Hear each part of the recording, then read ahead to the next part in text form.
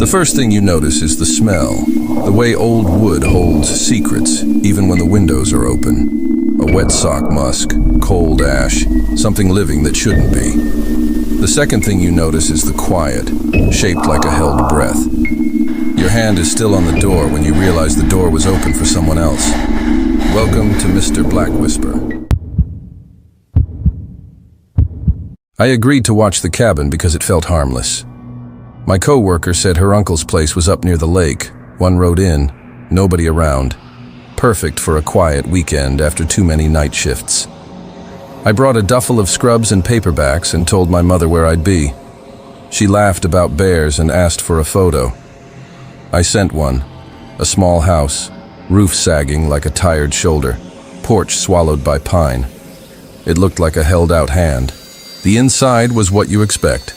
A stove that clicked twice too long, a couch that left wool fibers on your socks, a framed photo of the lake in winter, where white sky and white water became one flat page. I cracked a window, and the air moved over me like cool breath. I could hear the lake even though I couldn't see it yet. A hush through reeds, the sound the world makes when it thinks you aren't listening. I noticed the first wrong thing in the kitchen. The coffee mug beside the sink had a wet crescent on the lip, like someone had set it down and missed the drip. I wiped it with my sleeve and told myself it was condensation from the open window, the way mornings sweat. On the counter, a jar of screws sat open with its lid beside it. Beneath the jar, a note my co-worker had left weeks ago in her neat, round handwriting. Keys under the stone by the steps. I had found them there, cold and gritty. The stone felt like it had been turned recently, the dirt underneath loose as if a mole had passed. I told myself these things to keep the quiet quiet. I made the bed. I read 3 pages of a paperback and didn't understand any of them. I tried the radio. It spat pale music from a station on the far side of the lake. In the late afternoon, I walked down the path to the water and listened to a loon call like a hinge. I put my feet in, and the cold climbed my bones. When I turned back, I looked at the cabin S windows the way you check if an animal is watching you from a thicket. Glass can stare. Night fell the way it does up there, all at once. I closed the windows and latched them. I cooked noodles and burned the first batch because the stove took its time. I set a chair against the door because I am the kind of person who does that and laughs at herself. I lay down, and the mattress gave like an old friend's shoulder and a stranger's breath. Sometime after midnight, the pantry door clicked. Not a slam, not a creak. The soft little noise wood makes when it S-pulled just enough to relieve pressure and then let go. I stared at the ceiling the way you stare at rain, counting sound. The door clicked again. I heard the faintest brush of something on wood. A line pulled through a small hole will sound if you are patient enough. My mouth filled with the metallic taste it sometimes does in emergencies, that pre-alarm taste of a heart thinking about running. I got out of bed and stood barefoot on cold boards. I didn't turn on the light. Any hospital at night will teach you how light makes you seen. My hand found my phone, but I didn't open it. Brightness is a flare that calls things in. In the kitchen, the pantry door was closed. The jar of screws was still open, lid beside it, stubborn as before. I reached for the pantry handle and stopped because the handle was warm. Not warm like a house, warm like a hand recently near. I breathed slowly, and when I did, something imperceptible vibrated in that breath, a tremble from the other side. I crouched and peered under the door. Dust, the ragged edge of a broom, and a black line that should not have been there, vanishing into a drilled hole in the baseboard. A string, fine and dark, the kind of cord that doesn't catch light. It ran from inside the pantry wall, through the hole, along the baseboard, and off into shadow behind the fridge. I stood and stepped backward, and the string went taut with a tiny sound, like a hair plucked from a violin. I followed it. Behind the fridge, the string disappeared into the wall again. By the window, the latch was scuffed smooth where something touched it often. Above the sink, a nail held nothing but a blank space where a bell could hang. My mind made a series of clicks, each one opening a door existing all along. The mug ring, the stone turned, the latches that felt slightly different beneath my thumb. A person who lives in a house with you without living in it at all. A person who learns your sounds and sets traps for them, not to catch you, but to be warned you exist. I opened the pantry door. Shelves, soup cans, a tin of tea older than my career, and a square cut into the floor where the linoleum never quite matched. Not a hatch, just a section that lifted with the right persuasion. I found the right persuasion with my fingernails, and the square gave way. Black underneath. Not the basement, the crawl space. The breath rising from it was cold as if the earth had exhaled and stopped. A rope lay coiled inside with more of the dark string tied to it. A bell sat on the dirt, dull, without clapper. Not for hearing, just for gravity, weight through thread. Far inside, a shape, the suggestion of a mattress, the depression a body leaves. The smell of old cloth and a faint, sour tang of skin. I didn't call out. I didn't ask who. I listened for another breath and heard mine come back to me, delayed by the dirt, as if the ground were explaining a lesson I should have already learned. From the floorboards behind me, a second string trembled. I looked up, and through the window over the sink, I saw the faintest movement, a branch easing itself upright, but there was no wind. The latch on the window settled by a width of a fingernail. Something, or someone, had let go of a line and backed away, careful not to be seen. I felt the chair against the front door in my spine like a memory I had forgotten to keep. I didn't sleep. I sat in the kitchen with the light off and the rope hatch open, listening to the pantry click occasionally as if the house had a heartbeat. At dawn, the lake flared gray and the birds became unembarrassed again. I put the square back and straightened the jar of screws and set the lid gently, exactly in place. I left the mug by the sink as I had found it when I arrived, with the wet ring dried to a pale crescent. On the porch, I put the key back under the stone. The dirt gave under my fingers like a hand letting go reluctantly.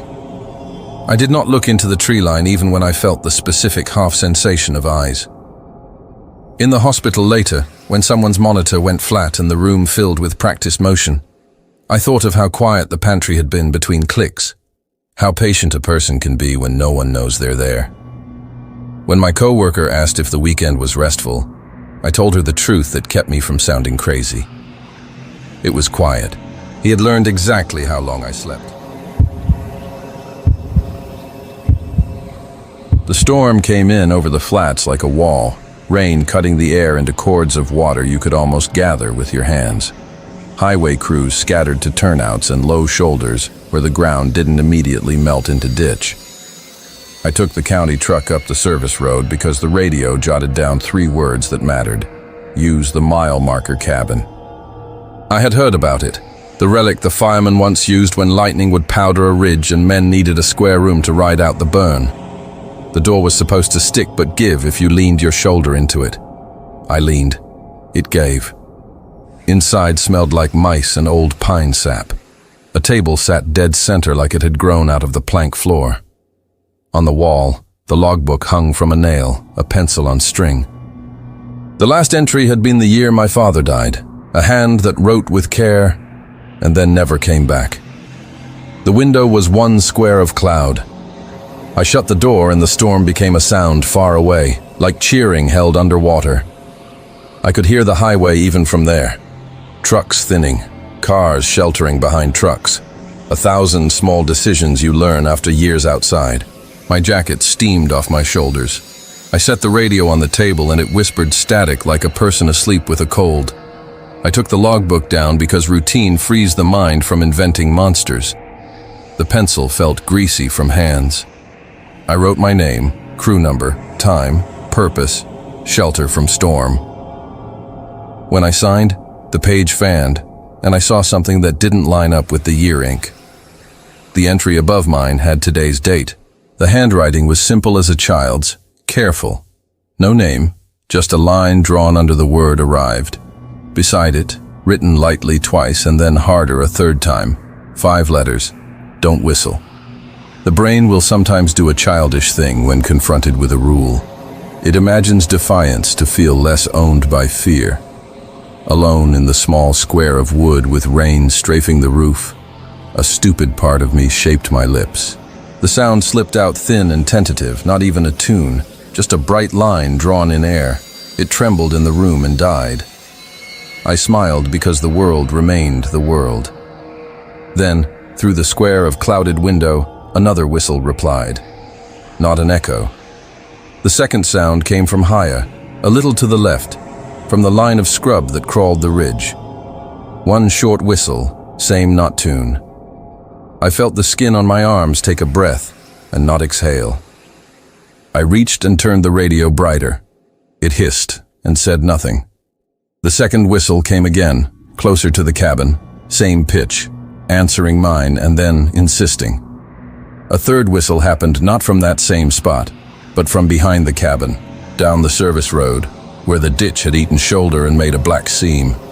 The logbook page looked like any page. The pencil looked like any pencil. The rules suddenly felt like someone had left me a shoelace above a pit. On the table was a square of oilcloth. I lifted it because the hand wants to do something. Underneath, a map had been drawn on the wood in the blunt graphite of that pencil. The cabin was a square. Around it, someone had put circles with X's, each one labeled with a distance. A line like the one I had driven, a narrow track etched, led to a larger circle that said turn. And beyond that, in block letters, a single word. Saturday. Rain backed down for a moment, the way applause does when a speaker lifts his hand. I let my fingers fall against the map in an old habit of measuring. The closest X matched the scrub line by the left window. The one behind the cabin matched the ditch. I stood up without deciding to and moved to the door. The handle turned like it belonged to the day. When I opened the door, rain blew in with that sudden cold that makes your lungs feel like fabric hung in wind. The service road was a river of grit and small stones, furrowed by tires wider than ours. Below that sound, beneath rain and wind and highway, I heard a truck idle, not the county diesel, a lower thrum like something loaded. The whistle came again, to my right this time. Not closer, lower, as if someone crouched when they made it.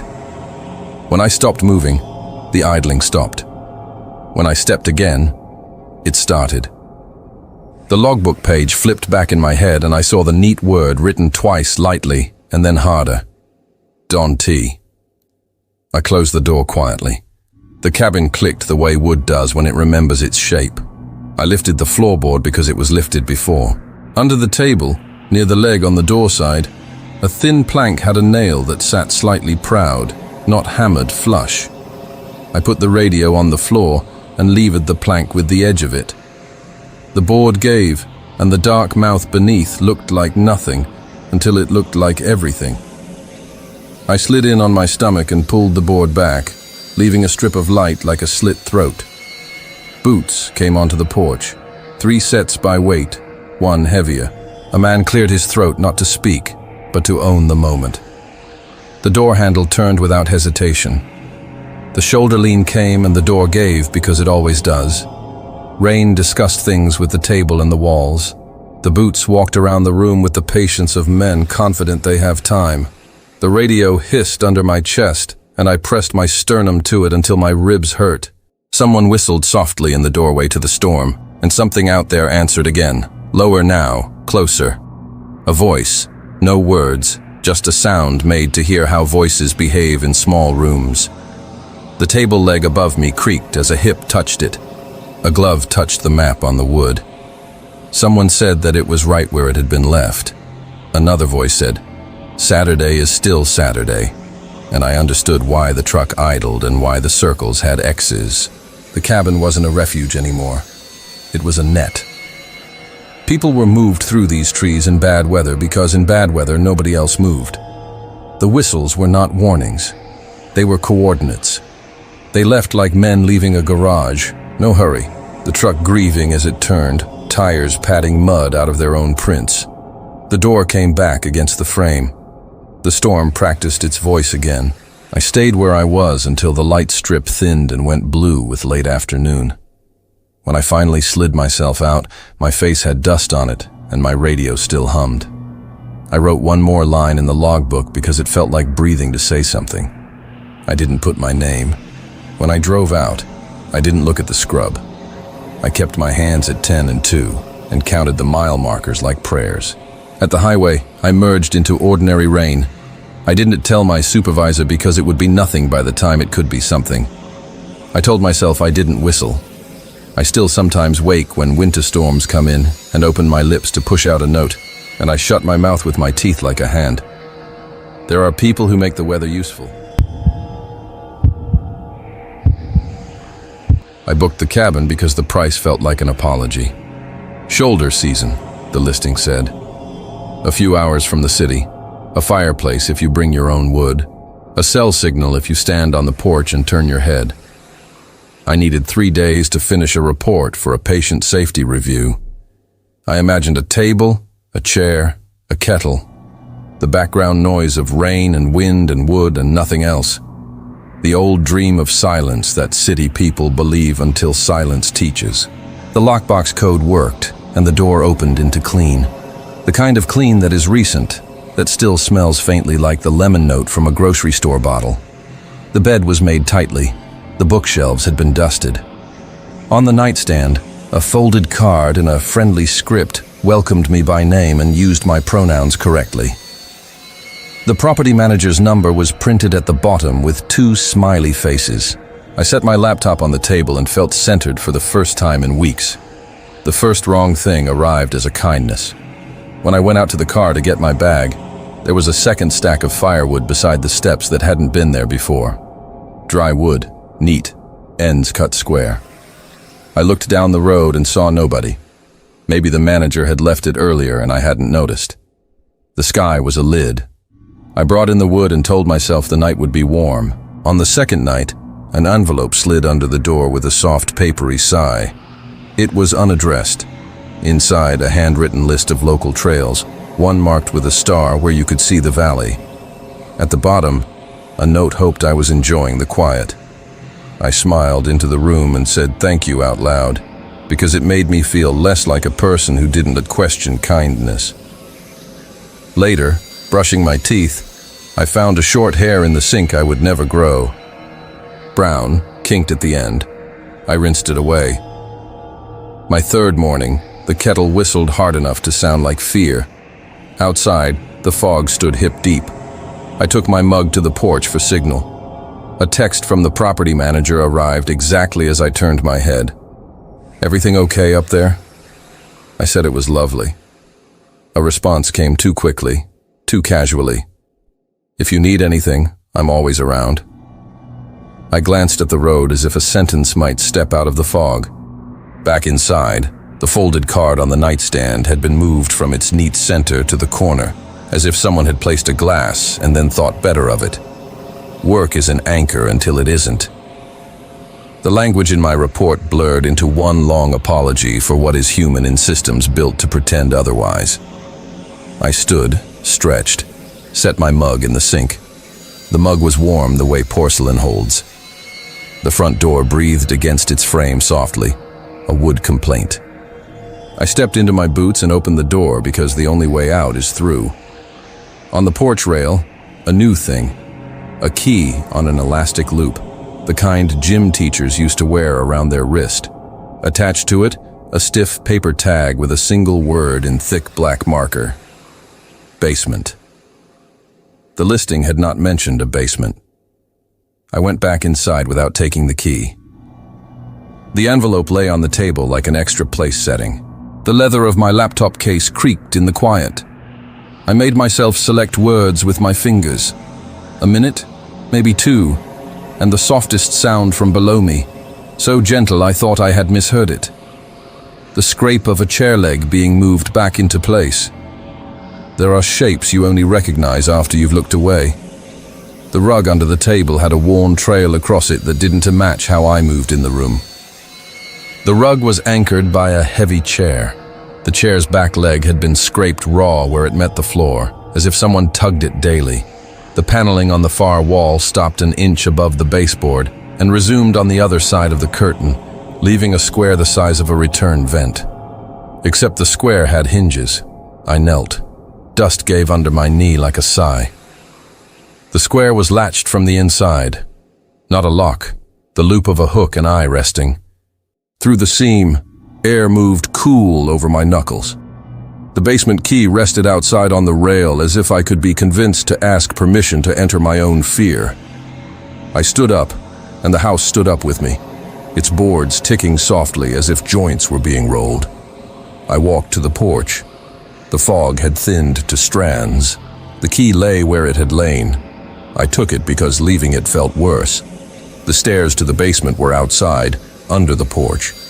The door was painted the same color as the siding and shut with a hasp that recognized the key. It turned smoothly. When I lifted the door, the smell came first. Earth and cold and the sweet staleness of fabric that has absorbed decades of breath. I set my foot on the first step, and the step accepted it. Inside was not a horror movie. It was careful. 3 plastic bins neatly labeled with sizes. A cot made with hospital corners better than mine. A row of shoes against the wall, all in pairs, all lined. A camping stove on a crate, a filtered water pitcher, a dented enamel bowl. On a shelf, a stack of index cards clipped together with a binder clip. Each card had a date and a name and a thank you. The first card had the manager's name. The last card had mine, written in someone else's hand. I didn't adhere him so much as measure the space and understand there was now less of it. A shape at the bottom of the stairs held itself still so completely he could have been the basement itself deciding it was time to speak. He didn't lift his hands as if to claim anything, not the room, not me. He talked in a voice that had practiced being quiet and been rewarded for it. He said he used to own this place. He said the bank took it. He said the manager said he could sleep here when it was empty, and off-season the definition of empty gets generous. He said he leaves new tenants lists of trails because people sometimes forget to go outside. He said he slides wood onto porches when the forecast says what it says. He said he had not meant to frighten me. He did not apologize for existing because men who sleep under houses learn that apologies do not stop wind. I believed him. The neatness of the room was a language. The index cards read like prayer flags in the simplest dialect. The scraping I had heard was the sound of a person making himself smaller when a floor creaked overhead, forming himself to the shape of what other people need from him. Silence. I climbed the stairs because there was nowhere else to go that wasn't worse. Up in the kitchen, the kettle had started to think about boiling again. I closed the basement door and set the key back on the rail. I texted the manager and said the cabin was beautiful, and I would be leaving a day early because of work. She sent a heart. I slept that night in my clothes with my boots beside the bed laced open. At dawn, I lifted my bag and stood in the doorway and thought about leaving a note, then didn't, because what could I write that wouldn't make a story out of someone who wasn't T1? The fog lay low across the grass. When I started the car, I didn't look at the basement door. If he watched me go, he did it kindly, from inside the shape he had made. Sometimes quiet means there is a person holding the noise for you. Seasonal work pays in air and empty rooms. The ranger district put me on boundary checks. Fire rings cold to the touch, posts leaning, fences cut by people who wanted the short way. There was an old survey cabin at the edge of our area that wasn't a T on most maps, a square box out of sight of the road. The instructions were a photocopy of a photocopy. If you sleep there, leave the door the way you found it. It wasn't advice. It was etiquette. The cabin kept the day out like a good secret. I swept dead flies into a dustpan and threw them under the step. A mouse had built a nest in the stove. I took the stovepipe down and found seeds hoarded there like a retirement account. On the wall, someone had penciled tick marks, not random, lined up with care, small clusters of 5, then space, then 5. They climbed the jamb beside the door until they reached my chin. I put my thumb beside the bottom mark and understood they weren't measuring height but days. You could stand in that doorway and read time. I ate canned beans with a spoon and watched the notch in the ridge hold the last light and then let it slip. The silence at that hour was not absolute. It had layers. Far off, a truck on the forest road counting potholes. Nearer, something walking in a place where leaves were still. A night bird made the same sound it made yesterday and will make tomorrow, and somehow it made me feel less singular. Around midnight, a shutter on the window tapped. The nail holding it had worked loose. I stood and pressed the shutter closed with my palm. The wood was damp with dew. When I lay down, the tapping resumed. Not the wind now, but the slow, regular contact of something deliberate. It took longer than I want to admit to stand up again. At the window, the shutter rested still. The tap came from the other side of the room, the door, and when I turned, the tick marks beside the jamb looked newly careful. It is possible to feel watched without being in danger. It is possible to be in danger without feeling watched. I sat down on the bed and picked up my boots one at a time and laced them, while my breath taught me that breath is work. I turned down the lantern until it was the color of a sleeping cat. In the small circle of that light, the table looked like a stage you build for a story where the props are a mug, a map, a folded cloth. The map had a tear in it that had been mended with tape long ago. The tear ran across the section where the cabin should have been. The tape had yellowed. Fingerprints had ghosted into it. I didn't plan to sleep, but sleep sometimes plans you.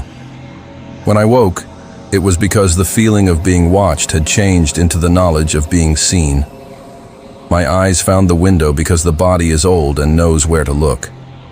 In the glass, a lighter square against the dark that resolved into a face at a distance that was too close to be comfortable and too far to be stopped with a hand. The face did not move. It was not a wild thing. It was a human shape, learning you. Then the flash happened. Not much of one. More a smudge of light like someone striking a match with a damp thumb. The kind of flash a cheap camera makes. The kind with film. The kind that delays and then does. I stood, and my knees swore at me. And by the time my hand found the door, the shape had gone. I stepped outside into a night that smelled like cold iron and a creek somewhere working on a rock it would not finish in my lifetime. The grass bent to a path and then stood back up because grass is polite. Morning is a solvent. It makes things that felt personal look like weather. I told myself a hunter had passed in the night and decided a joke was worth making. I told myself a teenager had found the old place and wanted a story to tell a person whose attention meant more than mine. I swept the porch again to see if prints would appear from the act of expecting them. They didn't. I made tea and drank it too hot and let the burn please me. It would have been a memory if not for the drawer. The cabin had one desk with one drawer, and in it, one thing. A stack of Polaroids held with a rubber band that had fused to itself years ago and had to be peeled apart delicately. The photos were of the cabin's main room from different angles, all taken at night. In some, lantern light made a halation around the lamp chimney. In others, the room was gray as an old tooth. In one, a bed had an impression in it that might be the way old mattresses hold bodies in theory. In another, the shutter by the window leaned against the wall the way it had before I pressed it closed. In the last, the camera had been held up to the glass at arm's length and aimed down into the room like someone peering into a fish tank. In 3 of the photos, a person was visible. Always the same person. By the shape of the coat and the line of the jaw, and the way the hand held the camera like a person who had held one often. In the first, they stood in the doorway, their face obscured by the brim of a hat. In the second, they were at the window, closer than the time I woke. In the third, they were neither inside nor out. The camera had been inside, and they had been on the porch, and my own sleeping shape lay small and odd on the bed. The photo had been taken from the doorway at arm's length. I put the photos back in the drawer because some objects prefer to be stored with their own kind. I erased the boot scuffs I had made on the floor with the heel of my hand. I closed the door and left it exactly the way I had found it. The latch set into the notch that looked like an open mouth about to speak. On the walk out, I thought I heard another shutter tap once and then stop, which is to say, I heard the kind of sound you only hear after you have seen something you are not sure is for you. When the district asked for my report, I wrote about the fence mended with baling wire and the culvert that had clogged with needles. I wrote the coordinates of a snag too near a line. I didn't write about the drawer. The last Polaroid lives in my head, overexposed at the edges, my own body a shape without a name inside the place I thought of as mine for the night. Sometimes, when I wake to a tapping at a city window, I remember that arm's-length distance between a person and a room, between me and whatever had already counted those tick marks into meaning. I sleep with the door exactly as I found it, and I don't check it again.